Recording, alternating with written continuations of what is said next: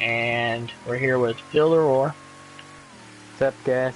doing basically a review, but it's just our opinion, so it's not an official review. So let's do you want to start with the likes or the dislikes? What do you think? Let's start with the likes, I think. With the likes, alright. So the first thing is the story. I think content-wise, they did a great job with the story, and they did a great job with the length of the story, too. It's not too long and it's not too short. One of my big critiques on, like, GTA 5, for instance, was the story was just too short. So, you know, it's good that they didn't... They gave us our money's worth, is, I think, the best way to put it. I know you haven't beat it yet, but, you'll see it. It takes a little bit. It took me about 20 to 25 hours of actual playtime, to beat it, so... It's, it's a pretty good, decent bit there. Yeah, definitely a good, Not like Call of Duty, you look. could beat it in like 8 hours. Exactly, yeah. Or like, even Uncharted 4 has like a 6-hour, speed run, I think. So yeah, this one, the speed run on this would probably be, I mean, I don't know, it's got a lot of cutscenes too, so. But, I mean, speed run, I could probably knock this out in like 12 hours, which is still pretty long for a speed run. Yeah. Oh shit. Alright, so the next part is the cutscenes. The cutscenes aren't too long, and I really like the way they're structured, where basically you're playing flashbacks and the cutscenes are like a 2016 hearing about Lincoln Clay. And I just like the way that's put together. It's not something you see, you know, every day in a game. So I think they did a good job being original with it, really. I like the historical perspective on it, how it's really accurate during the 60s period. Yeah. So they did a good job definitely. with that. Yeah. It was a pretty bold move. Yeah. Yeah, by them, I mean, diving into the racial politics and everything was definitely a bold move by 2K. You know, especially with everything going on right now as far as race relations. So I think that's awesome that that they, you know, were able to go in and make such a good game. I like the character development. They did a really good job of telling each character's story, explaining you know, how each character fits in, stuff like that. You know, a lot of games won't take the time to really let you understand the character, and you know, in order to get the most out of a story, you really got to understand the characters. So I think they did a really good job with that. Yeah, I agree with that. After you actually upgrade the vehicles, I like the driving. Beforehand, I really dislike it because it's slow and, you know, it's not a lot of fun. Burnout. Yeah, I mean, I don't enjoy driving before you bought all the upgrades. However, after buying them, driving's honestly a blast. The cars are a lot faster. It makes you want to drive them. Let's see. I like, one of my favorite things, probably not my favorite, but near the top of the list, is how you can hand out the territories as you take them over. And, you know, giving certain territories to certain associates unlocks different benefits. It goes a long way as far as making the game more personal. You know, you make your own choices about how you would, you know, how you would hand out the territories and unlock the stuff that, you know, that you like better. Like me personally, most of the territories went to Vito. Mostly because I really liked Mafia too, so I just like Vito. Yeah, Vito. But I wanted for instance, one thing that he had I really wanted to unlock was where the consigliere can pick up your kickbacks for you. that you earn from each associate. So like that was a big one for me. So I wanted to make sure I unlocked that with Vito. But they did a really good job with that. My favorite thing I would have to say is the soundtrack. Oh, yeah. I don't think they could have done any better with the soundtrack. It's pretty flawless, to be honest. Yeah. I really enjoyed the soundtrack a lot. Another thing I liked was like how you can collect all the like 60s magazines. I Yeah, thought that was pretty cool. yeah, And look exactly. at 'em. All the collectibles, really. I mean, the magazines, Yeah. the Albums.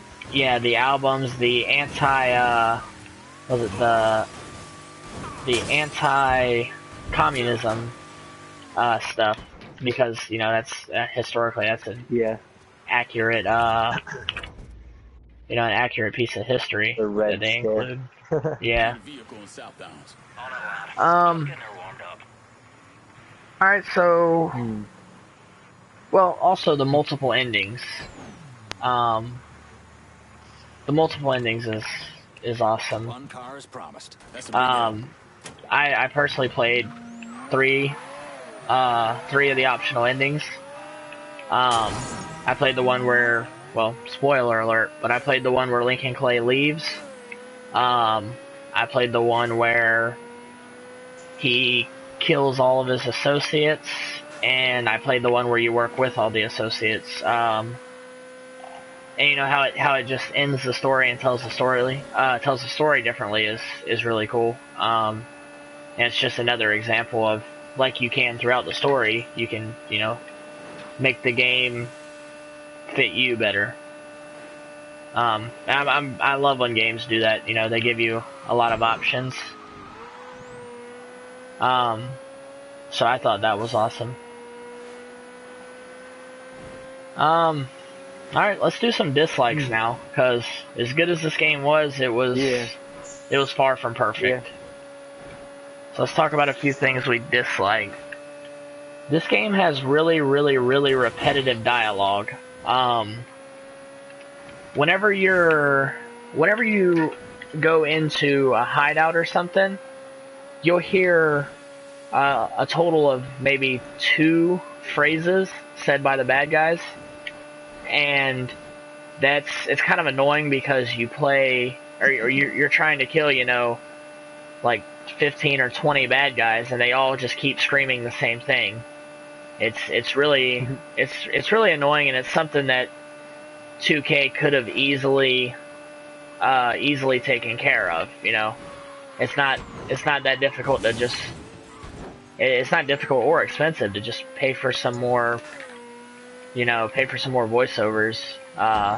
It would really add a lot of quality to the game. So I would throw that down as a dislike. One thing was like the little glitches that would appear, like sometimes. Yeah, and I mean, with any new video game, you expect to find some glitches, but I do feel like this one had a lot more than I would expect from, well, an established company at that. I mean, 2K is, you know, it's not some indie game. Yeah, they're pretty good. They're a significant company. Actually, their parent company is Rockstar Games, so it's you know, they're no small fish in the pond, and to find as many glitches like you said as we did is kind of disappointing. But I mean, I'm sure as patches come out, that'll get fixed. I don't like how you buy vehicle upgrades. Certain vehicle upgrades are available at the garage. Other ones you have to buy from the weapons guy, which doesn't make any sense. I just think it's kind of it's unorganized, and it seems like they just kind of threw it together at the last minute. And I'm not a fan of it. They could have taken their time to do a little bit better job with, you know, buying vehicle customizations and stuff. So I'd say that's definitely a dislike. I'm kind of disappointed in that. Oh, my car's stuck. let's see what else. I mentioned driving before the upgrades before, but you know, I'll mention that again because, like I said, it's really awful. Before the upgrades, it's not fun to drive. I'm in point but done, and I need a new set of wheels. Anyway, the navigation they use. The navigation isn't the worst I've ever played in a game. The biggest part that I dislike about it is where it tells you to park. Like, Here's your truck, son. it'll take me to a building, tell me to park somewhere, and then I have to get out and walk, like, around to the other side of the building, because that's where the entrance is. It could have just taken me to park on that side of the building, in a lot of instances. So, you know, maybe that's just a nitpicking thing, but it's something that, you know, and that's what I'm doing here is critiquing the game. So if I'm critiquing it, that's something that I would like to see cleaned up a little bit. Yeah. The inconsistency when wrecking the vehicle is kind of annoying. I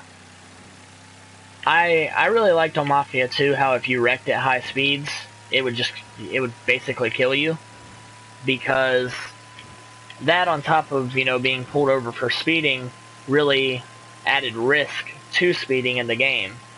Yeah. Whereas in this one, it's more like Grand Theft Auto.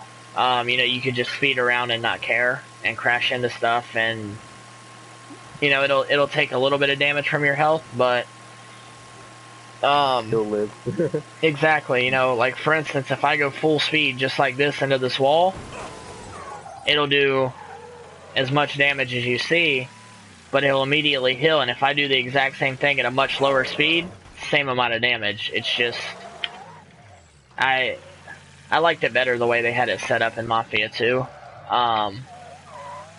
So that's a critique of mine. And like I mentioned in there, taking away the speed limiter, I was kind of disappointed in that. I really think there doesn't need to be, but Mafia 2 was definitely unique in that, you know, it was a lot more realistic as far as being around the cops and, you know, getting arrested and adding more risk for the more dangerous stuff you do. Honestly, the last complaint I have is the mission setup is a bit repetitive. It's like, how do I explain it? Like the sequence of missions seems repetitive. It seems like you're always doing the same stuff. Like, for each district you take over, you have to attack 2 of the lieutenants underneath.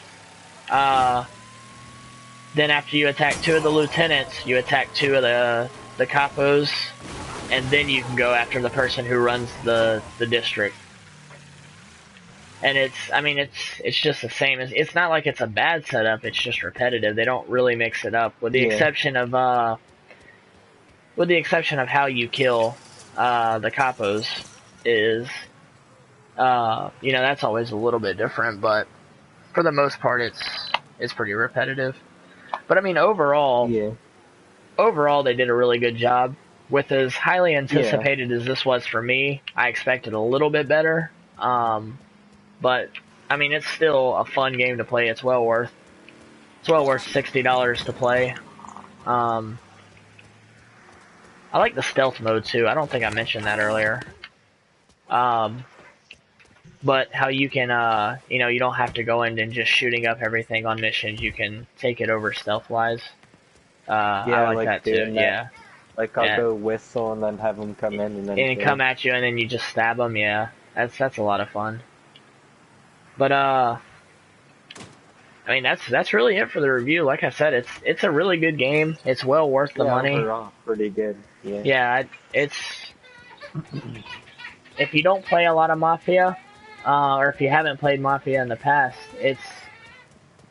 it's definitely different than Grand Theft Auto. Don't go into it expecting your typical open world game, because it is a little bit different. But you know, overall, it is a ton of fun to play. And if you're somebody who likes just trying out new games, I'd highly recommend it. Oh yeah, yeah. But that's pretty much gonna wrap it up for us today. I mean, like I said, we like it. We recommend it. It's well worth $60.